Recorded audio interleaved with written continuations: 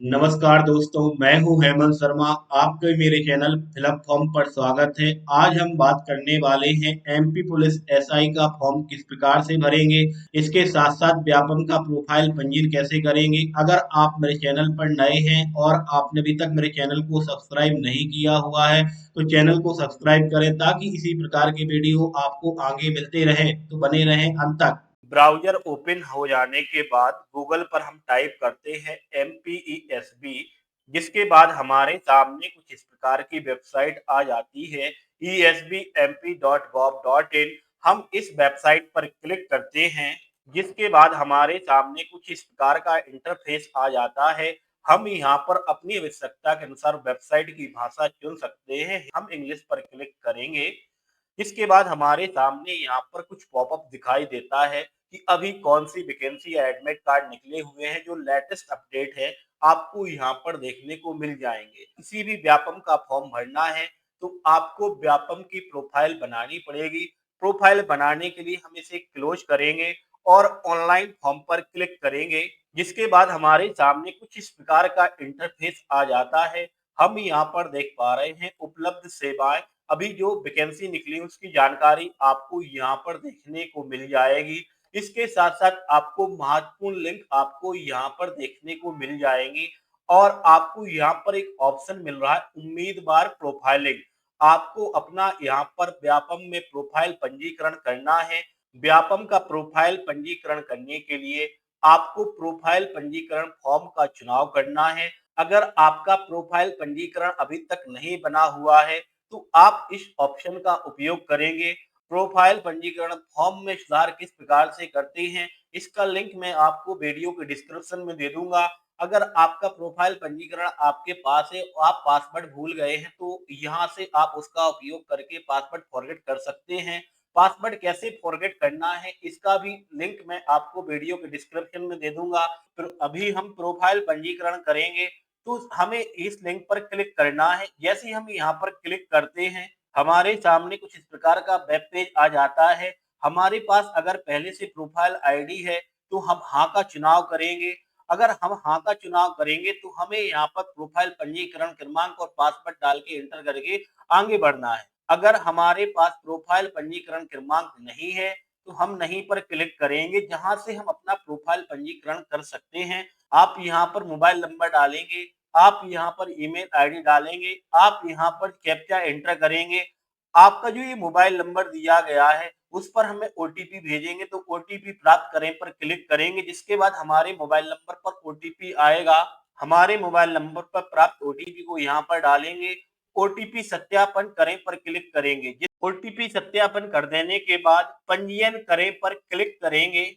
दोस्तों हमारे mobile number पर एक आईडी पासवर्ड आ जाएगा। हमारे मोबाइल नंबर पर प्राप्त आईडी को हम यहाँ पर डालेंगे, पासवर्ड को यहाँ पर डालेंगे और दिया गया कैप्चर यहाँ पर भरेंगे और लॉगिन पर क्लिक करेंगे। आधार कार्ड की ई केवाईसी ओटीपी के द्वारा करना चाहते तो हम यहाँ पर क्लिक करेंगे। अगर आप फिंगरप्रिंट या बायोमेट्रिक के द्वारा वेरीफाई करना चाहते हैं तो आप यहाँ पर क्लिक करेंगे। हम ओटीपी के माध्यम से वेरीफाई करना चाहते तो हम यहाँ पर क्लिक करेंगे और आगे बढ़ेंगे। जिसके बाद हमारे सामने कुछ इस प्रकार का वेब पेज आ जाता है। हमें यहाँ पर आधार नंबर इंटर करना है। इसके बाद यहाँ पर जो टर्म्स एंड कंडीशन दी गई है उसको यहाँ पर रीड करने के बाद टिक करना है और दिया गया कैप्चा यहाँ पर इंटर करना है और जनरेट ए केवाईसी ओटीपी पर क्लिक करना है।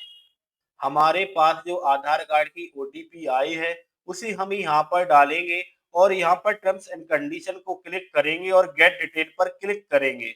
दोस्तों हमें यहाँ पर जो व्यक्तिगत विवरण भरना है वो 10वीं की मार्कशीट के हिसाब से भरना है। यहाँ पर हमें 10वीं की मार्कशीट के हिसाब से आवेदक का नाम लिखना है और यहाँ पर उसका सरनेम लिखना है। अगर सरनेम नहीं है तो आप इसको एनए लिखकर आगे बढ़ सकते हैं। आपको यहाँ पर 10वीं की मार्कशीट के हिसाब से पिता का नाम डालना है, यहाँ पर माता का नाम डालना है। इसके बाद आपको यहाँ पर 10वीं की मार्कशीट के हिसाब से जन्म तिथि डालनी है।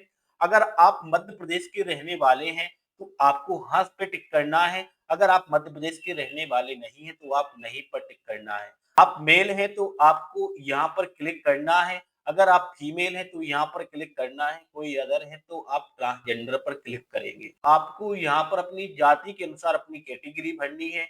अगर आप जनरल में आते हैं तो यूआर सेलेक्ट करेंगे, अगर एससी में आते हैं तो आप यहाँ पर शेड्यूल कास्ट का चुनाव करेंगे और एसटी में आते तो यहाँ पर चुनाव करेंगे, अगर आप ओबीसी या क्रीमी लेयर में आते हैं तो इसका चुनाव करेंगे। अगर आपने यहाँ पर जनरल का चुनाव किया हुआ है, अगर आपके पास ईडब्ल्यूएस का सर्टिफिकेट है तो आप इसे हाँ करेंगे, अदरवाइज नहीं करेंगे। आपको यहाँ पर अपनी एजुकेशन से संबंधित जानकारी भरनी है। अगर आपने यूजी की है तो यहाँ पर क्लिक करेंगे। इसके अलावा और भी ऑप्शन है, आप अपनी आवश्यकता के अनुसार इसे चुनेंगे। इसके बाद आपको यहाँ पर बताना है कि आपका जो निवास क्षेत्र है वो ग्रामीण है या शहरी है, तो आप इसे अपनी आवश्यकता के अनुसार भरेंगे। अगर आप विकलांग हैं तो हाँ पर क्लिक करेंगे। अगर आप विकलांग हैं तो किस प्रकार की आपको विकलांगता है, आप यहाँ पर चुनेंगे।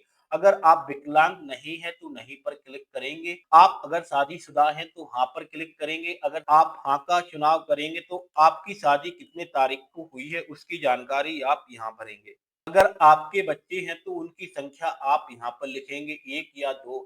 आप यहाँ पर अपने अनुसार जानकारी डालेंगे। आपका जो अंतिम बच्चे की जन्म तिथि है उसकी जानकारी आप यहाँ पर भरेंगे और अगर आपके अंतिम बच्चे जुड़वा है तो वहाँ पर क्लिक करेंगे, अन्यथा नहीं पर क्लिक करेंगे। अगर आपकी शादी नहीं हुई है तो आप नहीं पर क्लिक करेंगे। आधार कार्ड के हिसाब से आप यहाँ पर एड्रेस भरेंगे, मकान नंबर, वार्ड नंबर या पिता का नाम यहाँ पर डालेंगे। गांव, गली, मोहल्ले की जानकारी यहाँ पर भरेंगे। किस क्षेत्र या कॉलोनी के आप रहने वाले उसकी जानकारी आप यहाँ पर देंगे। शहर, तहसील आपका कौन सा है उसकी जानकारी आप यहाँ भरेंगे। आपका राज्य कौन सा है उसकी जानकारी आप यहाँ पर भरेंगे। जिला आपका कौन सा है उसकी जानकारी आप यहाँ भरेंगे। पिन कोड आप यहाँ डालेंगे। इसके आपको यहाँ पर भरना है कि आपके बॉडी पर कोई परमानेंट मार्क्स है, जैसे तिल है, क्रॉस है, कटा हुआ है, जला हुआ है, उसकी जानकारी आप यहाँ भरेंगे और एग्जाम सेंटर पर आप कौन सी आईडी प्रूफ ले जाएंगे उसकी जानकारी आप यहाँ पर भरेंगे और यहाँ पर आप घोषणा पत्र पर क्लिक करेंगे और पंजीकृत करें पर क्लिक करेंगे। अगर आपके कंप्यूटर में वेब कैमरा है तो आप फोटो कैप्चर पर क्लिक करके फोटो कैप्चर कर सकते हैं। अगर आप मोबाइल के माध्यम से अपनी फोटो कैप्चर करना चाहते हैं तो जनरेट क्यूआर पर क्लिक करेंगे, जिसके बाद आपके सामने क्यूआर कोड आ जाएगा। मोबाइल में क्यूआर कोड स्कैन करेंगे और जो लिंक आपके सामने ओपन हो रही है, ओपन इन ब्राउजर पर क्लिक करेंगे, जिसके बाद हमारे सामने मैसेज आएगा तो हम यहाँ पर अलाउ कर देंगे, allow while visiting the site, तो हमारा कैमरा ऑन हो जाएगा। जिसके बाद हम यहाँ पर कैप्चर फोटो पर क्लिक करेंगे। अगर हमारी फोटो सही आ गई है तो हम सेव फोटो पर क्लिक करेंगे। फोटो कैप्चर कर देने के बाद हम गेट फोटो पर क्लिक करेंगे, जिसके बाद हमारी फोटो कंप्यूटर में आ जाएगी। अगर आपको अपनी फोटो क्लियर दिखाई दे रही है तो आप यहाँ पर क्लिक करेंगे और यहाँ पर सिग्नेचर अपलोड करने के लिए ब्राउजर पर क्लिक करेंगे और सिग्नेचर अपलोड करेंगे और यहाँ पर जो घोषणा पत्र आपको लिखना है, आपको इस प्रकार से घोषणा पत्र में लिखना है। इसकी भी फोटो क्लिक करने के बाद इसे ब्राउज के माध्यम से अपलोड करना है, जिसके बाद आपको यहाँ टर्म्स एंड कंडीशन पर क्लिक करना है। सारी जानकारी अपलोड कर देने के बाद और upload photo signature and hand written text पर क्लिक करेंगे। फोटो सिग्नेचर अपलोड कर देने के बाद आपको यहाँ पर अपनी 10वीं की मार्कशीट अपलोड करना है। 10वीं की मार्कशीट अपलोड करने से पहले डॉक्यूमेंट की कुछ टर्म्स एंड कंडीशन है, आपको उसको रीड करना है। जो आपकी फोटो की साइज होना चाहिए वो 700 पिक्सल से 800 पिक्सल के बीच में होना चाहिए। हाइट 400 पिक्सल से लेकर 950 पिक्सल के बीच होना चाहिए और यहाँ पर चूज फाइल पर क्लिक करके अपलोड करेंगे और अपलोड बर्थ सर्टिफिकेट पर क्लिक करेंगे, जिसके बाद आपकी मार्कशीट अपलोड हो जाएगी। अगर आप किसी और कैटेगरी से आते हैं तो इसी प्रकार से आप अपने डॉक्यूमेंट की साइज बनाइए और उन्हें अपलोड कर दीजिए। डॉक्यूमेंट अपलोड हो जाने के बाद आपके सामने इस प्रकार से दिखेगा। सारे डॉक्यूमेंट अपलोड कर देने के बाद आप सबमिट डिटेल पर क्लिक करेंगे, जिसके बाद आपका प्रोफाइल बन जाएगा। आप उसे प्रिंट निकाल सकते हैं। इसके बाद हम बात करेंगे फॉर्म किस प्रकार से भरते हैं, तो बने रहे वीडियो के अंत तक। एमपी पुलिस एसआई का फॉर्म भरना है, जिसके लिए हम यहाँ पर नीचे जाएंगे। हम यहाँ पर देख पा रहे हैं एसआई का फॉर्म भरने की आरंभ तिथि 27 अक्टूबर 2025 है और अंतिम तिथि 10 नवंबर 2025 है। फॉर्म अप्लाई करने से पहले हमें नोटिफिकेशन को डिटेल में रीड करना है, तो हम नोटिफिकेशन पर क्लिक करेंगे, जिसके बाद हमारे सामने एक पीडीएफ डाउनलोड हो जाएगी। आप नोटिफिकेशन को प्रॉपरली पढ़ लें, उसके बाद ही आप आगे फॉर्म भरें। फॉर्म भरने के लिए हम मुख्य वेबसाइट पर आ जाते हैं। फॉर्म भरने के लिए हम यहाँ पर क्लिक करेंगे और हमें यहाँ पर टर्म्स एंड कंडीशन पर टिक करना है और आगे बढ़े पर क्लिक करना है। दोस्तों, जिसके बाद आपको यहाँ पर पंजीकरण क्रमांक डालना है और आपको यहाँ पर जन्म तिथि डालनी है और यहाँ पर कैप्चा एंटर करना है। अगर आपके पास पंजीकरण क्रमांक नहीं है तो पंजीकरण क्रमांक किस प्रकार प्राप्त करते हैं, इसका लिंक मैं आपको वीडियो के डिस्क्रिप्शन में दे दूंगा।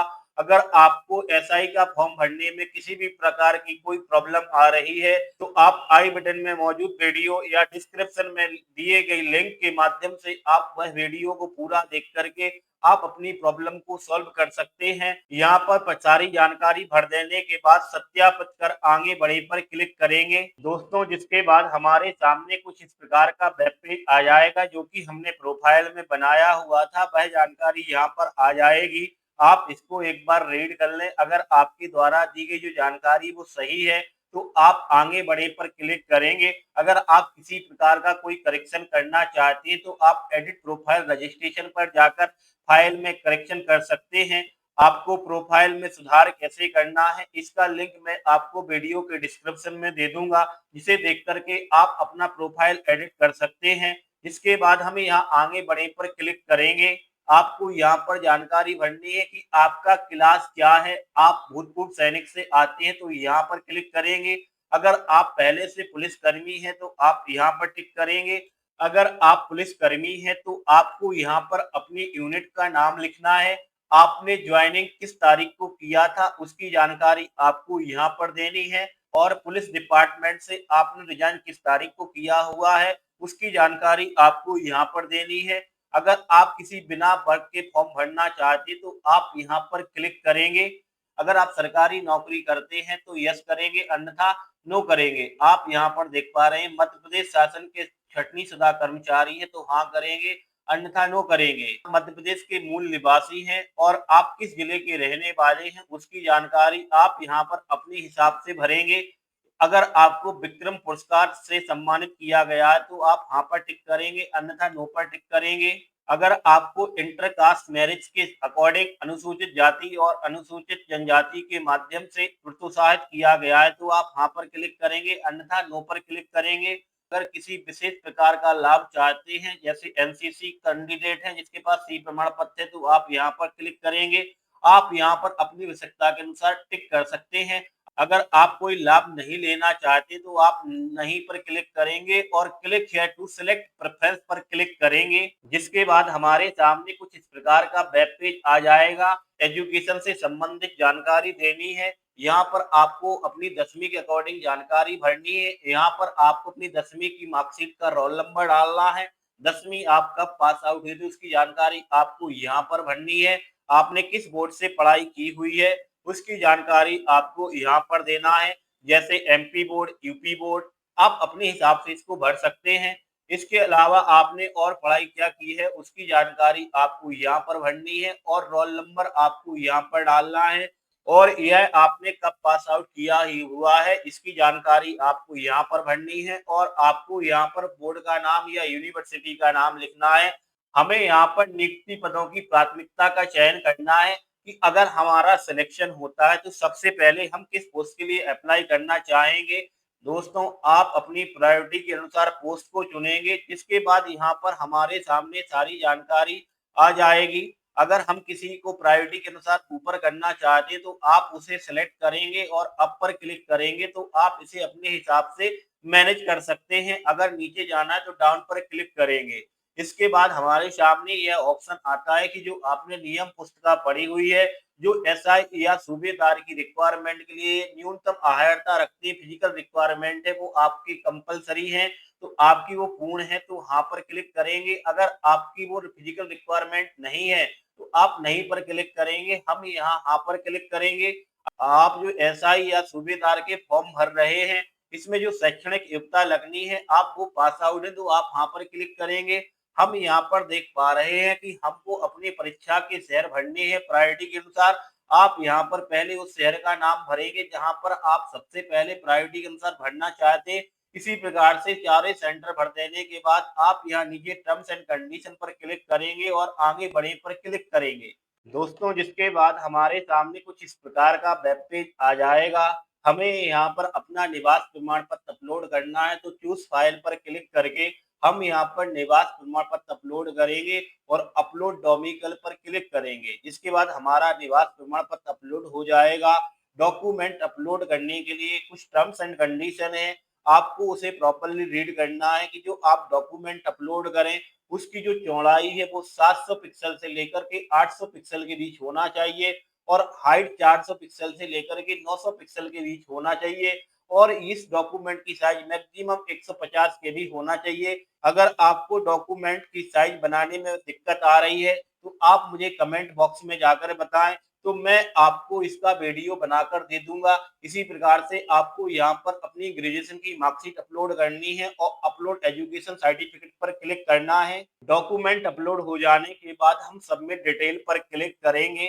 दोस्तों जिसके बाद हमारे सामने यहाँ पर फॉर्म व्यू करने के लिए ऑप्शन आ जाएगा। इसको हम एक बार प्रॉपर्ली रीड करेंगे। अगर हमारे द्वारा दी गई जानकारी सही है तो हम यहाँ प्रिंट पर क्लिक करेंगे और इसको फ्यूचर के उपयोग के लिए हम अपने कंप्यूटर में सेव कर लेंगे। उसके बाद हम प्रोसेस टू पेमेंट पर क्लिक करेंगे, जिसके बाद हमारे सामने यहाँ पर पेमेंट से संबंधित गेटवे आ जाएगा। हम किस माध्यम से पेमेंट करना चाहते हैं, net banking, debit card, credit card, UPI, आप यहाँ पर अपने हिसाब से उसको चुन सकते हैं। हमने यहाँ पर यूपीआई का चुनाव किया और pay of India NDML for government of India का चुनाव किया। जिसके बाद हमारे सामने कुछ इस प्रकार का वेब पेज ओपन हो जाएगा। अगर हम क्यूआर कोड के माध्यम से पेमेंट करना चाहते हैं तो क्यूआर कोड का चुनाव करेंगे और यहाँ पर दिया गया क्यूआर कोड स्कैन करेंगे और पेमेंट कर देंगे। आप अपनी आवश्यकता के अनुसार मोड का चुनाव कर सकते हैं।